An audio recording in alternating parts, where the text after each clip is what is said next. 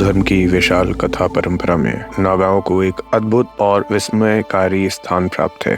अर्ध मानव और अर्ध सर्प means half human half snake के रूप में चित्रित होने वाले ये जीव अलौकिक शक्तियों से संपन्न माने जाते हैं। इनका निवास लोक कथाओं में पाताल लोक नाम का एक रहस्यमय भूमिगत संसार के रूप में बताया गया है। नागा जल, उपजाऊ भूमि, खजाने और गूढ़ ज्ञान से विशेष रूप से जुड़े माने जाते हैं। हिंदू धर्म के सर्व प्रमुख देवताओं ब्रह्मा, विष्णु, महेश, कृष्ण इत्यादि से इन अलौकिक नागाओं की गाथाएं अनोखे तरीके से जुड़ी हुई हैं। विभिन्न कथाओं में ये नागा कभी दया उदारता के प्रतीक नजर आते हैं तो कभी प्रचंड क्रोध और विनाशक शक्ति से युक्त। सर्प मानव, जिनको हम लोग रेप्टिलियंस भी कहते हैं, इनके बारे में हम लोग डिटेल से जानते हैं।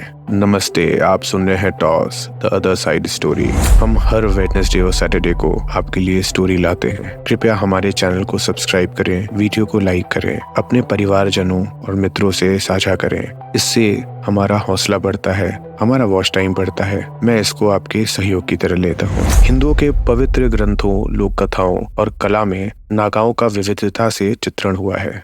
प्रायः उनका ऊपरी हिस्सा मानव जैसा होता है, जबकि नीचे का हिस्सा सर्प का। उनके सिर के ऊपर कोबरा जैसे सांपों के भांति फन भी होते हैं, जिनकी संख्या एक या अनेकों हो सकती है। कुछ कथाओं में नागाओं को पूरी तरह से सर्प के रूप में वर्णित किया गया है, तो कई बार उन्हें पूरी मानव शरीर के साथ दिखाया जाता है, जिनके सिर पर एक फन होता है। पौराणिक कथाओं के अनुसार पाताल लोक को नागाओं का निवास स्थान माना जाता है। पाताल का शाब्दिक अर्थ है भूमि के नीचे, और हिंदू मान्यताओं में यह पृथ्वी के काफी नीचे स्थित एक अदृश्य, वैभवशाली और रहस्यों से भरा हुआ संसार है।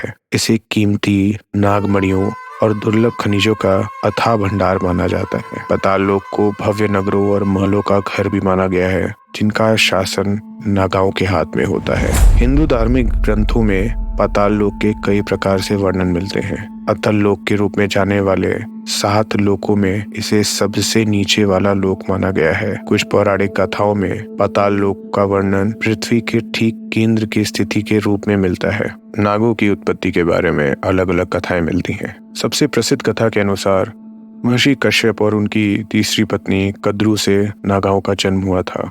महर्षि कश्यप सृष्टि के निर्माताओं में से एक माने जाते हैं। कद्रू से उनके विवाह के बाद उत्पन्न हुई संतानों में सर्पों यानी नागाओं की प्रजाति सबसे प्रमुख बनकर उभरी। एक घटना में माना जाता है कि समुद्र मंथन की पौराणिक कथा के केंद्र में वासुकी नाम के नाग थे, जिनके इर्द गिर्द कई गाथाएं हैं। माना जाता है कि देवताओं और दानव के बीच अमृत के लिए किए गए इस समुद्र मंथन में वासुकी को ही रस्सी की तरह इस्तेमाल किया गया था, ताकि मंदराचल पर्वत से समुद्र को मथा जा सके।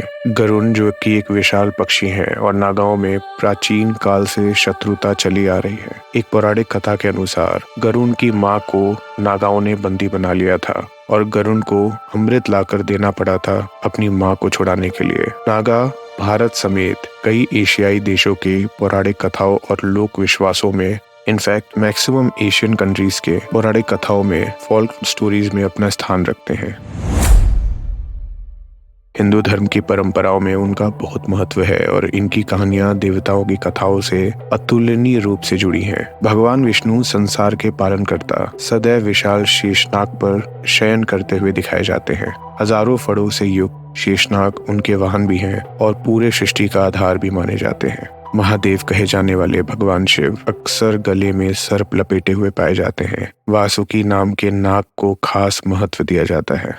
नाग और शिव के बीच का घनिष्ठ संबंध कई कथाओं का आधार है। भगवान कृष्ण विष्णु के अवतार की बाल लीलाओं में एक है कालिया नाग को वश में करना। कालिया नाग को बुराई का प्रतीक माना जाता है और उस पर कृष्ण की विजय को धर्म की अधर्म पर जीत का प्रतीक माना जाता है। कई सेंचुरीज में मानव कल्पना ने सर्प मानव की पेचीदा अवधारणा से मोहित होती रही है। इवन इंडिया ही नहीं, लगभग हर एंशिएंट सिविलाइजेशन में नागास के बारे में बोला जाता है। एंशिएंट मेसोपोटामिया में एक विशिष्ट प्रकार के सर्प मानव को चित्रित किया गया है। इन प्राणियों को अक्सर अंडरवर्ल्ड के संरक्षक के रूप में दिखाया जाता था। इवन इजिप्ट के पौराणिक कथाओं में सर्पों को एक शक्तिशाली प्रतीक के रूप में देखा जाता था, जो सूर्य देवता रा से लेकर फारो तक की शक्ति और अधिकार को दर्शाते थे।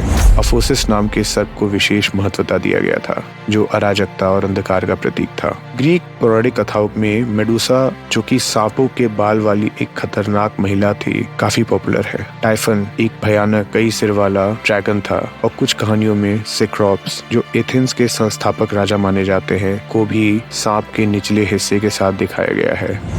बौद्ध परंपराओं में भी नाग पाए जाते हैं, जो अक्सर आध्यात्मिक अभिभावकों और प्राकृतिक दुनिया के रक्षकों के रूप में काम करते हैं। ये चीनी और जापानी संस्कृतियों में भी दिखते हैं, जहां इन्हें अक्सर ड्रैगन के समान समझा जाता है। भारत के कई हिस्सों में, खासकर ग्रामीण इलाकों में, आज भी नागाओं की पूजा की जाती है। ये जल स्रोतों और उपजाऊ भूमि के संरक्षक माने जाते हैं। नाग पंचमी नामक त्योहार श्रावण मास में मनाया जाता है, जिसमें नागों यानी सर्पों की पूजा की जाती है। इन सबों के अलावा मॉडर्न हिस्ट्री में माना यह जाता है कि रेप्टिलियंस नाम की एक एलियन रेस इस समय पूरी दुनिया को गवर्न कर रही है। इवन इनके कई वीडियोस पाए गए हैं जिसमें ह्यूमनॉइड रेप्टिलियंस होते हैं, जो कि कई यूएस प्रेसिडेंट्स के आसपास देखे गए हैं। आपको क्या लगता है? हमें कमेंट्स में बताएं। यहाँ तक सुनने के लिए धन्यवाद। नमस्ते। आप सुन रहे हैं toss the other side story.